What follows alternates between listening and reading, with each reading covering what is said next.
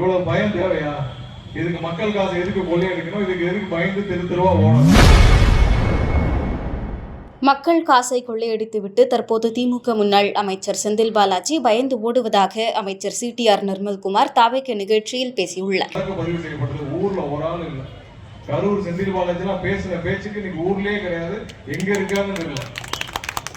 அதாவது எப்படின்னா கண்டிஷன் பெயிலுக்கு காலையில கையெழுத்து போட வரணும் செந்தில் பாலாஜி.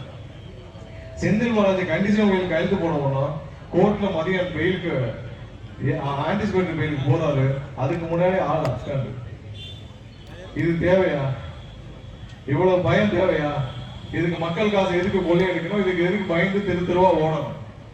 இவ்வளவு ஒண்ணு இல்ல. டாஸ்மார்க்ல என்ன ஊழல் கேட்கறாங்கல்ல. இன்னைக்கு பதிவு செய்யப்பட்ட வழக்குல ஒரே ஒரு விஷயத்தை மட்டும் சொல்றேன். 5400 பார் இருந்துச்சு. அந்த 5400 பாரையும் செந்தில் பாலாஜி ஒரு ஆளே காப்பில் அமைச்சு, ஒரு ஆளே எல்லா பாரையும் ஏலத்தில் எடுக்கணுங்க. ஒரு ஆள் பேர்ல 20 டிடி 30 டிடி எடுத்து தமிழகம் முழுவதும் 5000 பாரையும் ஏலத்தில் எடுத்து மொத்தமா கண்ட்ரோல் பண்ணி ஒரு நாளைக்கு 200 கோடி 300 கோடி சம்பாதிக்க நினைச்ச ஒரு விளைவு அது ஒண்ணு மட்டும் தான். அது மாதிரி பாட்டில் வித்தது, ஒவ்வொரு நாளும் கலெக்ஷன் பண்ணது, 10 ரூபாய் கலெக்ஷன் பண்ணது, இது மாதிரி பல ஆயிரம் கோடி ஊழல் நடந்த இன்னைக்கு டாஸ்மார்க்ல பார்ட்டி பண்ண நடந்ததுல இன்னைக்கு முதல் கட்டமாக வழக்கு பதிவு செய்த விளைவு ஒரு ஆள் இல்ல, எல்லாம் எஸ்கேப்.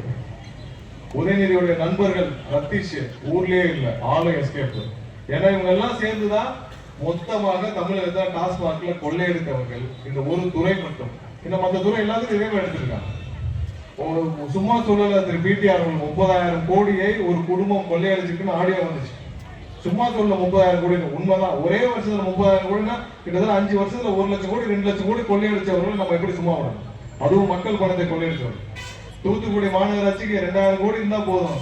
ஆனா இவங்க மாநிலம் முழுவதும் கொள்ளையடிச்சது பல லட்சம் கோடி. அனைத்திற்கும் அவர்கள் பதில் சொல்லியே ஆக வேண்டும். செய்திகளை உள்ளது உள்ளபடி தெரிந்து கொள்ள ரெஃப்ளெக்ட் நியூஸை சப்ஸ்கிரைப் பண்ணுங்க.